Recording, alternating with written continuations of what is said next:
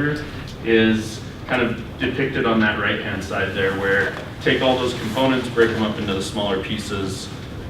Those are actually, put a process boundary between them, put a network boundary even between them, and suddenly you can start scaling individual parts of them and scale up the pieces that you most need to scale, and don't scale the pieces that you don't need to scale. So pretty common sense. Probably everyone's, at least from the tally I took earlier, at least somewhat familiar with this. You know, some of the characteristics over there on the left-hand side that you've probably heard over the years if you've been around microservice world. Some of the promises are over there on the right-hand side. You know, if you've actually like delved into microservice land very long, you probably experienced that doing the things on the left don't give you the things on the right automatically, right? Like you can build a microservice architecture, in fact probably will, if you just kind of like read whatever the latest blog post is on it and run down that road. That doesn't actually give you any of those things on the right hand side. Just like you could build a monolith that did give you a lot of those things on the right hand side if you started off thinking through those sort of things. So there really is no magic here, but at the same time there are some pretty cool benefits that we've seen start to play out over the last couple of years. All right, so we're kind of gonna like go through this breadth first and then deep dive on a couple of things since there's only a limited amount of time. So how does the Kool-Aid taste? A couple of years into drinking the microservice Kool-Aid from day one. So starting off, it's not a surprise. It's once again all about the contract, just like everything in computer science has been forever. Basically, you're just defining a different way of doing your contract, keeping the private stuff private, the public stuff public, understanding the fact that as soon as people start using it, you have to evolve your contract and not break it, and all those sort of same requirements that you're used to from any enterprise type software development. Okay, the next observation is that when you're in a microservices architecture, it pretty much will influence like any decision you feel like you're making, both at like a team level and at a technical level. An example of that is it impacted our thoughts regarding testing strategies. We had to kind of revisit whether the generally accepted test pyramid was right in light of all the extra network communications and potential race conditions and things like that. So microservices impact almost every decision you're going to make, at least as an architect and also in a team lead role. Yeah, the next couple there, hard things become easier, easier things become harder. It's kind of the upside down world in a lot of ways. So Kyle already alluded to that with testing. Some of us came into this with religious views on certain ways of doing testing, and it turns out when you have tons and tons of integration points and you're like this unit test diehard, you have to swallow your pride and start saying, well, wait a minute, is this actually fitting for what we need to do? That's the case with like tons of this stuff. So release changes suddenly became easier over time as we got the hang of this, because it's this small little bit getting released. You can like keep track of it in your head. It's just a different experience. So this hard thing from past experiences in an enterprise turned out to be easier. Easy things became a lot harder. Classic, simplest example of this was, it was really nice when you could take your database and set up all your constraints and say, okay, now when something happens and people do something wrong, it blows up, and you don't have to worry about the fact that like referential integrity's spread across 6 different services, and you're having to try to manage that at some other level than a global database that you could rely on. Okay, next taste of the Kool-Aid is that service boundaries, like where to divide up your services, is very non-obvious, and it doesn't necessarily follow your data model. So just because you have like a foo object and a bar object that are valuable to your application, that doesn't mean you necessarily are going to break up the services that way. It has a lot more to do with like the actions performed by the services and kind of which parts of your application scale together. Those are strong hints about where you should be dividing up your services, but you can't just simply divide up along your data model. And you'll get that one wrong 9 times out of 10, especially at the beginning. It's hard to find service boundaries in reality. Actually, one concrete example we have in our environment, we have a service whose entire job is to do scheduled callbacks with opaque data. It's like a timer service just for like scheduled events that need to occur. And that's his entire bounded context. And so he doesn't really understand any of our business objects or anything like that. His name's Rolex, in case you guys are wondering. Okay, interestingly, some of the stuff that seemed really scary at the beginning turned out to be like no big deal. So an example of that was a repository per service. When I heard this, like we have 50 services right now out there, more or less. Like thinking of 50 Git repositories and trying to like pull down a bunch of those locally and manage them and things. Turns out like Kyle hacked some Python code together, 20 lines or so, 2 years ago that we're still using to this day that just lets us do a few simple things and basically distribute the Git commands that we're doing across multiple repositories when we're doing them.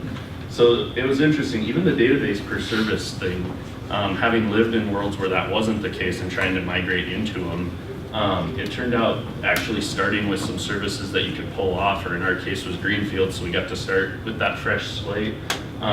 It actually turned out to not be nearly as bad as it sounded at the beginning. And obviously tools have come a long way lately to help with that. Okay, the next taste of the Kool-Aid is then in a microservices architecture where you really split it up into very small pieces.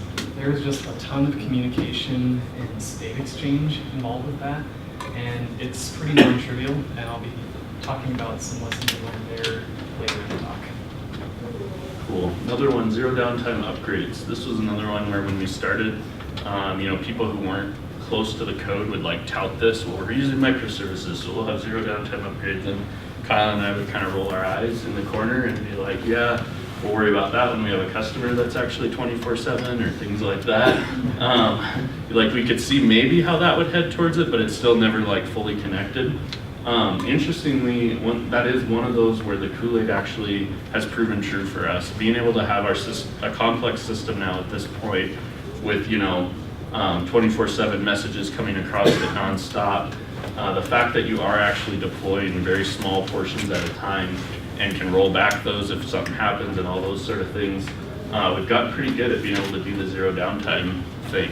There's no secret, there's no magic to it. Like if you're breaking a contract and you want to do zero downtime deploys, you have to tick-tock and do your steps carefully because you have to have backwards compatibility and get your clients out there that call the new one and don't take it down until in between there. So there's no magic about it, but it turns out whenever those things are small enough, you can manage them pretty well, and actually over the long haul, your business can actually do the zero downtime thing.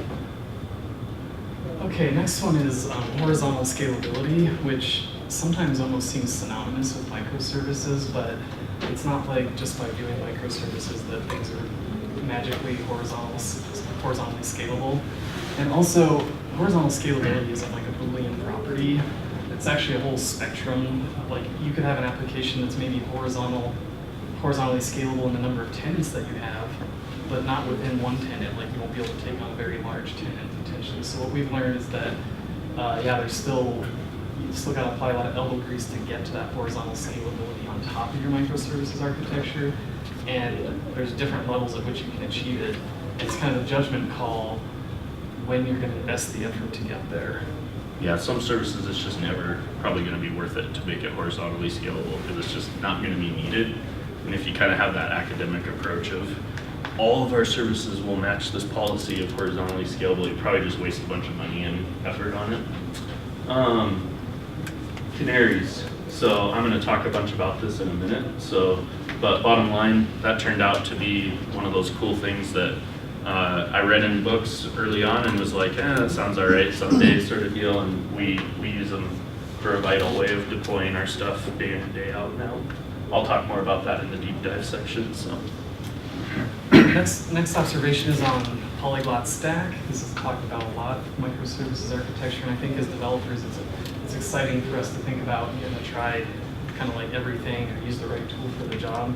Our experience at Quick has been that this is more compelling down at the database level because you have true design trade-offs with databases. Some of them just do like influx handles time series, that might be what you need. In some cases, sometimes you might want a relational model.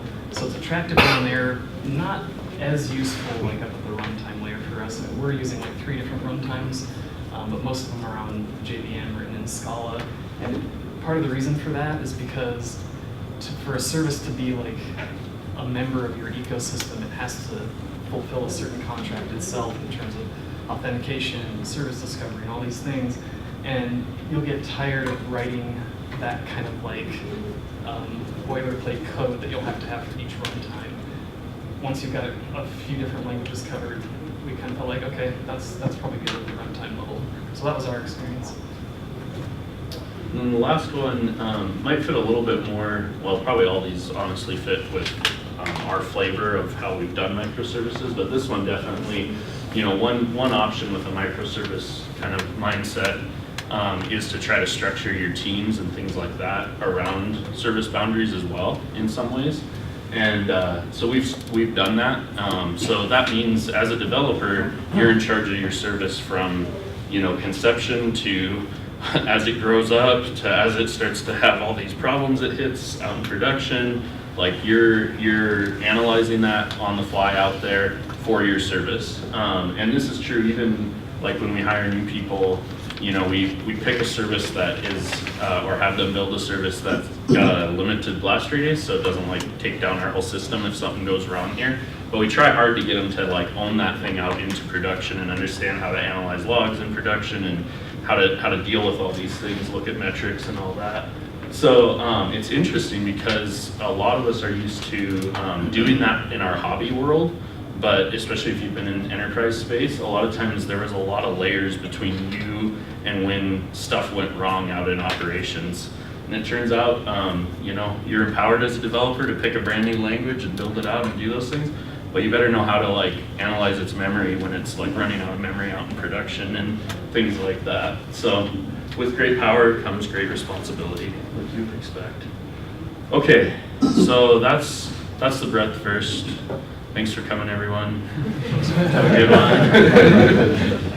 one. Obviously, we'll try to deep dive a little bit more now as we get to these next layers.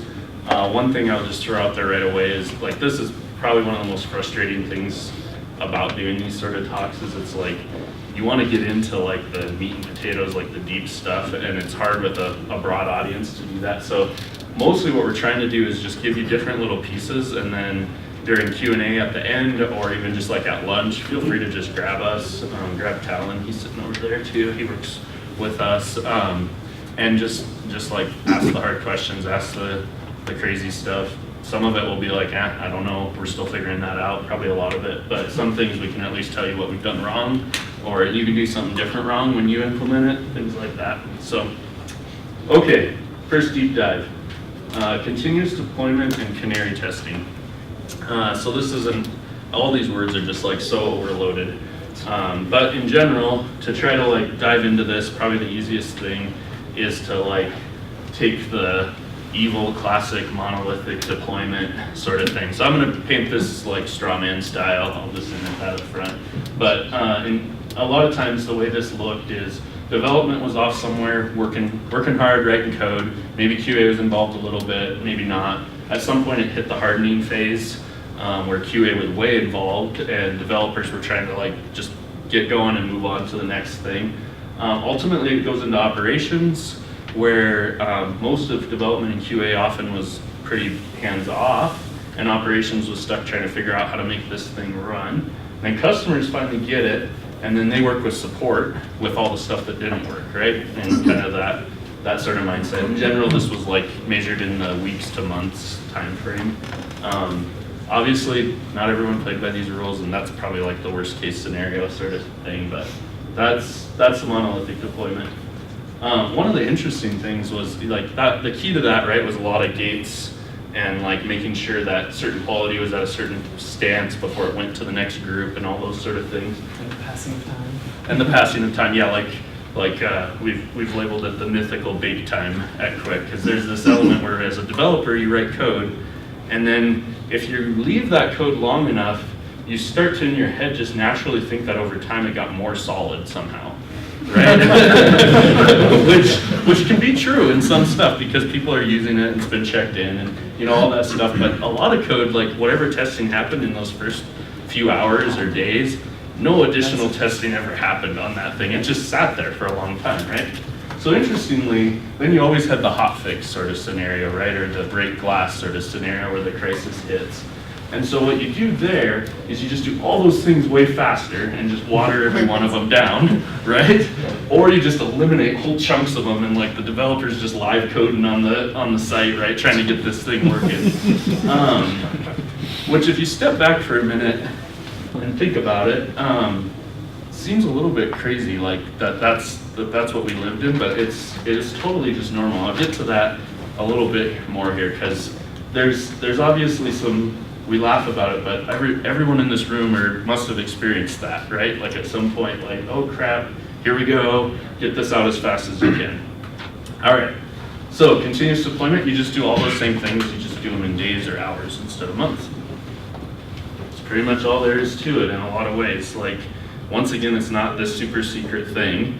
One of the things that has been interesting in our world that we've noticed, and again, some of this is probably slanted from a startup sort of environment and things like that, but with microservices and our world, this has really turned into that, where a lot of times all those are merged on top of each other and blurred, and as a developer, you're at periods of time like having to think completely like a QA engineer would, or like an ops engineer would. And that's kind of the picture of what microservice with continuous deployment looks like in our world. So I'm assuming anyone who has very many years of experience around here is about ready to say BS to that, right? Like that's the cowboy programmer. Yeah, you're in a startup, you don't want to like invest in proper QA and proper operations, so you just like developers do it all sort of thing. And there might be some truth to that, honestly. But so most people would say like complete myth, right? In the long run. I would argue this is the same myth just in a different way. So back to that description I was describing before, it's like we would have this hotfix environment. Usually in general, your hotfix is probably your riskiest code you're deploying, right? Like you have to deploy it quickly, customers are pissed off. It's made whatever like holy water's been sprinkled on it to say this thing can go out of process or whatever. And that's your riskiest code, right? And then the code that's like the least risky, like brand new features that no customers have yet but really want and are willing to deal with extra bugs in them so they get them faster. Those sort of things follow this like other process that's much slow and regulated and all these gates along the way and those sort of things. So I would argue like both just have their strengths and weaknesses, and if you sell out to the strengths of the microservice continuous deployment side, you get yourself in a different world here, where you basically are doing day in and day out what you would do in a crisis early. You're doing it like in the day-to-day normal operations. So, okay, probably still don't completely believe me yet. So let's try another thing here. Let me throw out, these are the three principles I'm kind of going to refer back to.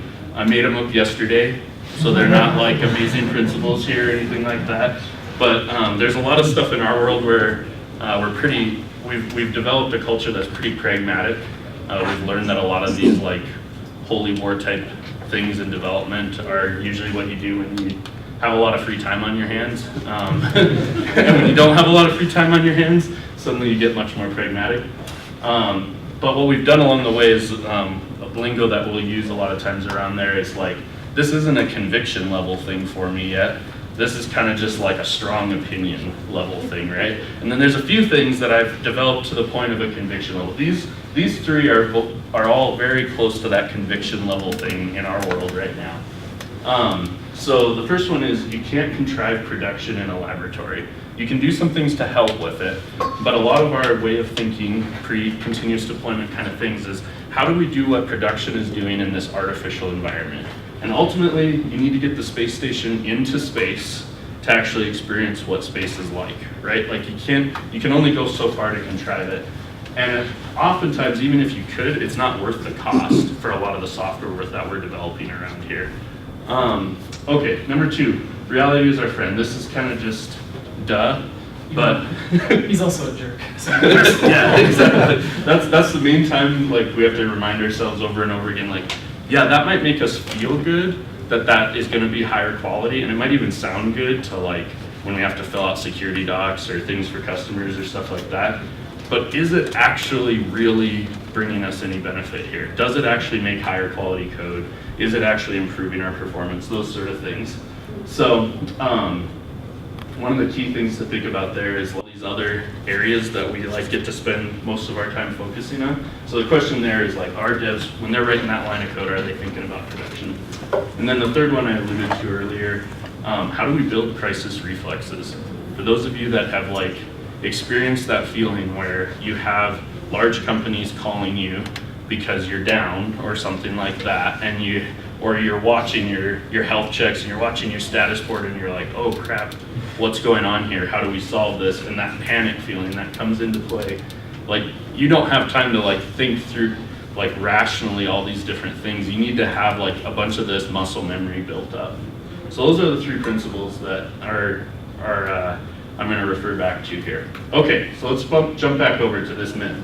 So here's my attempt to try to like do something with this. All right, so picture this. I'm going to tell you, you have to write some code. It's going to be in production in the next hour. So what all goes through your head? Okay, so some of you, besides just like what you're eating for lunch, because you're not actually participating in this little exercise, the rest of you, I would say probably a couple different routes maybe went into your head. One is, well, is this like a bug fix sort of thing, or is this like a new feature? So new feature route, you probably thought, well, I'm going to make sure that feature's small, right? Like you only get an hour, so I'm not going to just build this crazy feature. I'm going to build like some little piece of it. I'm going to be thinking about like, is it going to take down production if you're actually like thinking through this for reals. If you were on the bug fix side, you probably thought like, okay, yeah, I'm not going to get to do the core level refactoring here. I'm going to put a band-aid on this thing because I'm going to be as careful as I can not to cause something to happen way over here in the system when I'm fixing something over here, right? So those are the thoughts that went through your head. So this is how the myth busted starts to become reality. So if you just kind of multiply that sort of feeling out, that thought out into small enough pieces and have people focus on those small pieces, that's how you actually can start to deploy that stuff in days and hours instead of in months. Because you're continuously getting that code out there. You're checking in code, you know it's going to be in production maybe by the end of the day, maybe in the next few hours, those sort of things. So you're guarding against stuff. If you know the code's a little bit risky, you're thinking through, I don't want all of our customers' process going through this. So that's all great in the contrived world, right? But if any of you have had to work in positions where you're doing a lot of bug fixes, the next thing that comes to mind is great, you're gonna put a bunch of band-aids on this thing and then it's not sustainable after a very short amount of time, right? And so the question comes like, what about the stuff that needs the bake time, the valid stuff out there, like a big refactoring that not only fixes this bug, but also prevents a bunch of other ones you know are out there, but no one's found yet, or those sort of things, right? So that leads us into Canary testing. How many people have heard of Canary testing, know what it already is? Okay, cool, less than half. So those that already know, you can tune out for a minute if you want. But basically the idea here is for those things that you are really worried about, that do need bake time, that just are risky, or even if like it's a part of your system that you say, even if I'm not consciously worried about it, it's risky enough if we make any change in there, you have this tool at your disposal. So basically the idea is instead of taking your whole audience, you pull some portion of your audience out and you deploy just the changes to that portion. So once again, the microservices is what has like blown this up. You could technically do this in a monolith world, no problem. It's just, as people have been building more and more on the microservice side, they realize this is actually really easy now. Where on the monolith side, if we didn't plan for it from day one, it was really hard to untangle things enough to do this. And so you can basically start sending all your traffic through that, and then the question mark there is time. Is the actual true bake time sort of thing. So when is it that the risk is low enough that you're ready to say, all right, we can push all our customers onto this. So as far as how you slice your customers, there's probably lots of different ways. Like three main ones I can think of are, one is just like raw percentage. So a lot of times this is helpful for things like performance testing, memory testing, things like that. I just want to take 10% of my traffic and run it through the new code, and then I'm going to watch all the metrics and figure out, did it go slower, did it go faster, am I using more memory? all those sort of things, and then I'll do 50% or whatever, and I'll eventually get 100% on there, and then we remove the Canary and move on. That's a key point to Canary testing, is that it's not a feature that you leave in there for years, right? Like otherwise all you did is just like create like more and more testing, because if you don't get 100% of the people on it, you either need to yank that part out and put 100% back to the old way, or you have to move 100% onto it. Otherwise you just built another permutation into your tree of stuff you have to test, right? Okay, so percentage. Second one is like, it's a new feature and there's some customers that are really excited about it, that are early adopters, and they're willing to deal with a little bit more junk. So you put them on it faster, right? They're your beta testers or whatever you label them. And then the third, you're probably not supposed to talk about publicly like this, but they're really your customers that you're like, yeah, if we lost them, it wouldn't be the end of the world. The company doesn't go. Yeah, those are the best ones. If you have those few customers that are like, we don't have very many of those yet at Quick, but there's a couple I can think of, where you're like, this is way more work than it's worth. If we lose them, oh well, it might be a net win for us. Those are your ones that you put on Canaries first, right? Makes sense. Canaries went into the mine, right? Like, so they died instead of the human died. Okay, moving on. That's the analogy. We love all our customers, just not equally. Okay, so last little bit of this. Canary testing isn't really that hard. Like a lot of things in microservices, you can kind of like ease your way into them. It's kind of more evolution style. It doesn't have to be revolution where you like blow everything up and start over again. The simplest one is like a code level one, which is literally if statements around chunks of code, right? And some centralized way to say like, is this person in the if statement or out of the if statement?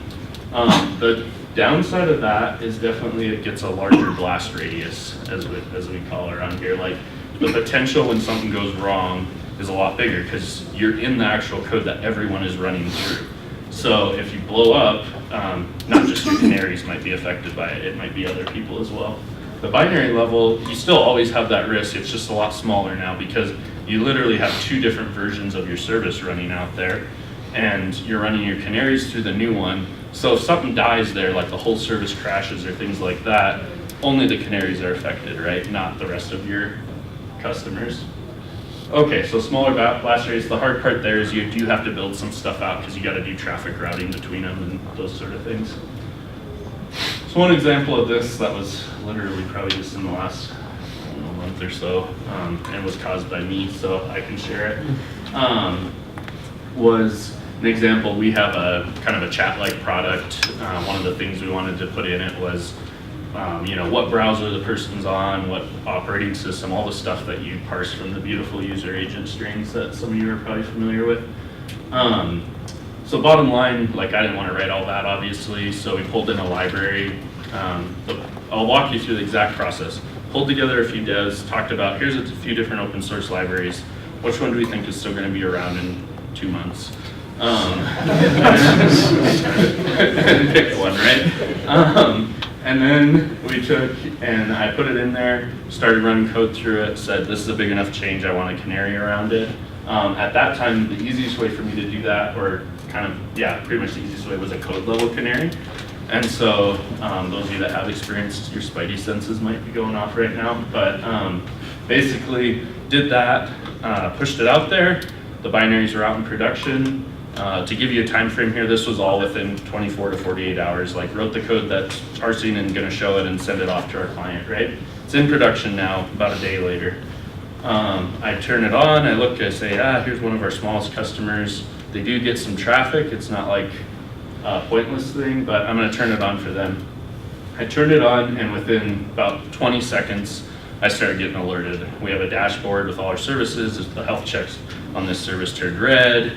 I was like, oh crap, pressed the button, rolled it back so that no Canaries were going through it, but it didn't matter at that point, right, because the service was screwed up. So I actually rolled the whole service back and pulled my binaries out. But luckily, like we have multiple instances of our service running, and it didn't cause like this huge catastrophe. But the example there is that, okay, so I'll finish that story, sorry. So I analyzed this, kind of pulled it back, started looking at all the logs. Turned out pulling in this library and the way it did its parsing just caused a higher level of like silent, like standing heart rate, resting heart rate memory level, if you want to think through it that way, which caused, we're in a JVM on this service, so caused tons of garbage collection to go on, pegged the CPU 100%, basically made it where it couldn't process anything. So it was a simple change, like give it more memory, set up our reservations correctly, push it back out, turn it on for one person, pay really close attention this time because I knew what happened last time, and move on with life. So that was a code level one. The downside there was that the blast radius actually did affect our other customers. Like if that had happened for any longer period of time, we would have taken down all our instances of Chatterbox, the service that this was in, and that part of our product would have not been working.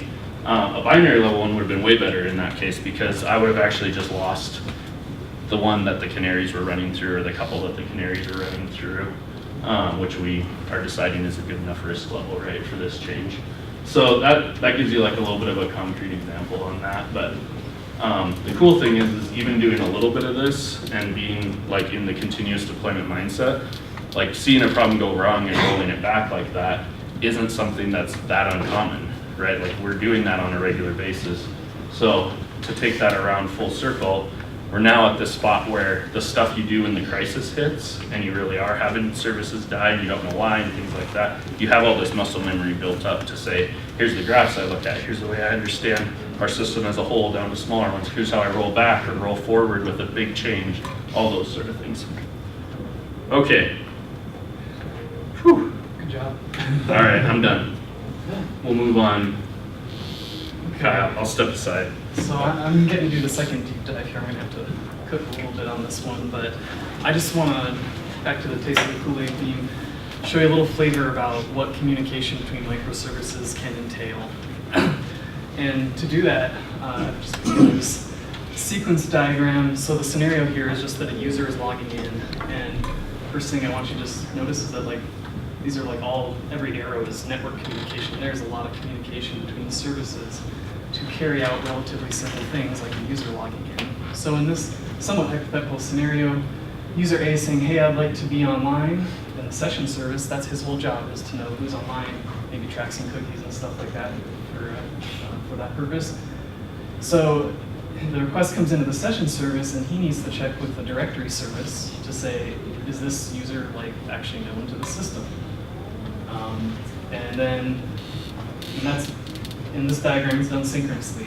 So the directory service says, yep, I know about this guy, he's good to go. Now, session service needs to save into his database that user A is online, because the session service is kind of like the canonical source of truth about which users are online. But there's this at least one downstream service that also cares about what users are online. Maybe that downstream service wants to execute a side effect, like sending a notification out to their phone or something. Or maybe that downstream service is maintaining his own eventually consistent list of online users so that so that the session service doesn't have to scale to whatever level that downstream service has to scale. And so this just gives you a flavor for some of the communications that are required just to finally get this 200 back out to the user and say, yeah, you're online. And notice that the communication from the session service to downstream service is asynchronous. We don't want to block for a long time, especially if there are multiple downstream services that we need to share this information. So, fair amount of communication. There's also some nuance here. Like if downstream service is taking a side effect, Jacob kind of touched on this a little bit in the last talk in the main room. Like we want to do that side effect if and only if this whole transaction of the user coming online actually completes.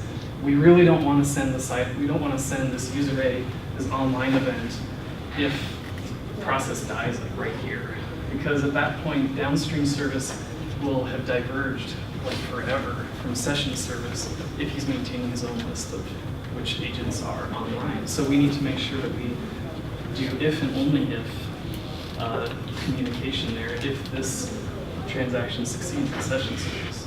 So that's one thing to think about. Another thing to think about is, imagine we have like a whole copy of this diagram basically where user A is actually logging out, and pretend those things are going on at exactly the same time. We don't know how, maybe we have multiple browsers open or something.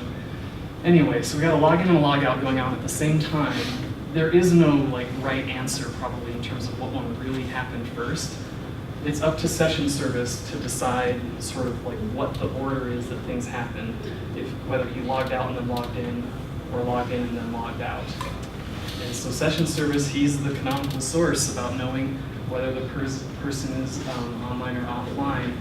And so the other thing to note about these like side effects or these events that are getting pushed to downstream services is that they need to reflect whatever transactional order things happened inside of session service if you want the downstream service to never diverge in its state. So these are some lessons that we learned the hard way. In the microservice book, they just say eventually consistent. Right, move on. Right, yeah. It's kind of like maybe not so trivial to accomplish. When we first took a run at all this stuff, we went ahead and just embraced this synchronous communication between session service and directory service because it's just a read, you know, and it felt like, hey, HTTP, like that's simple. Let's just make an HTTP call. Anything else felt a little heavy.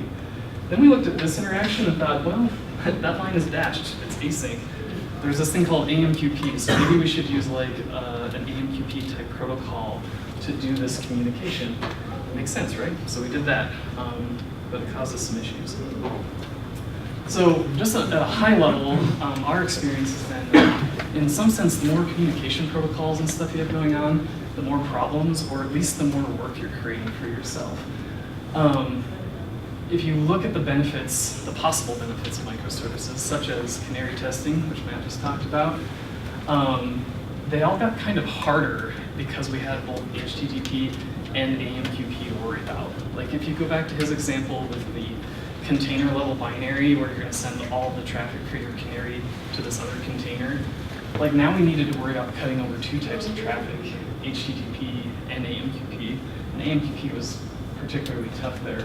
Also AMQP, like that was just like more kind of like OPSI type stuff we had to have. It's a persistent presence in your architecture, and you want it to be as resilient and as scalable as everything else you're building because it's pretty much a shared database out there in the middle of everything. So that felt like it was kind of against horizontal scalability and possibly resilience somewhat.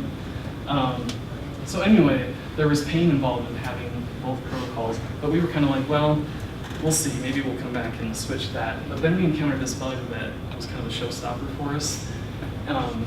It was bad enough that we were actually scared to run more instances of our service. And if you worked on microservices, you know, like you have to do a lot of work to have multiple of them running and not like clobbering each other in the database and things like that. So if you're to the point where you're like scared to stamp out more of them, like something's really wrong. So here's the problem. Knock knock, race condition, who's there? This is a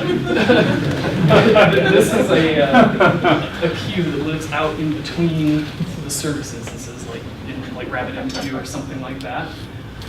Session service instance 1, it could have been multiple instances, doesn't really matter. He's like emitting those user online and offline events that I was describing before. And the correct transactional order, according to session service, was that user A went offline, and then he immediately went back online. So the final state is that he should be online. The race condition here is that there's no way to guarantee that like downstream instance 2 doesn't actually finish processing his event first and commit that to the database, and now the downstream service believes that user A is offline, when in fact he's online, so now we are not eventually consistent anymore. And you might think, well, you just need to do proper locking in whatever database you have under downstream. But actually the race condition is inherent because the queue is out between the services. Yes, AMQP queues, like they will give the events out in the order that you put them in there, but there's no provision that user A offline was completely processed before the second one was also given out to the other service instance, hence the race condition. So we saw this, we're like, oh crap, you know, like the more of these we stamp out, the more likely the race condition becomes. And so we're thinking, oh, maybe we need to write like an AMQP extension to do more like like serial queuing stuff. We need like sequence numbers, kind of like TCP. Anyway, we were really scratching our heads. This is where we ended up. So in our architecture, all of our inter-service communication is now over HTTP. And that really helped with some of those higher level kind of philosophical things we're dealing with. Like, this doesn't feel microservicey to have this persistent shared database of AMQP in the middle. We do this thing where these partial state updates that you're sending to your downstream services are in the right order. Okay? When we built this thing, it wasn't hugely complex, like, I don't know, 600 lines of Scala or something like that, called an ordered executor, which basically just processes that queue and uses the locking mechanisms available in that services database to make sure that there's only one consumer on that queue, and for each event, uses HTTP to send it to the downstream services, or it can do it in batch. So then downstream one receives those side effects, and he just pushes it onto his own single consumer order queue and processes them from there, and kicks off a future that will actually read that event off the queue and process it asynchronously. So he returns immediately, so we're still doing asynchronous interactions. You don't need to use an AMQP to be asynchronous, pretty obvious in hindsight. So now we have ordered, durable downstream state updates, and these two databases, the canonical source of truth about which agents are online in session service, and the denormalized version in downstream service will be eventually consistent. Here's a sequence diagram of the hash case I just described, but I don't have time to go into it, but feel free if you want to, I can talk more about it after this.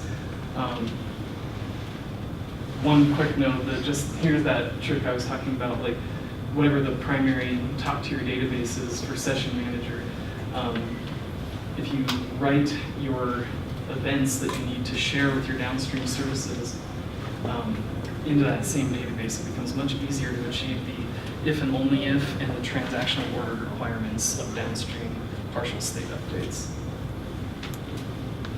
Some high-level observations.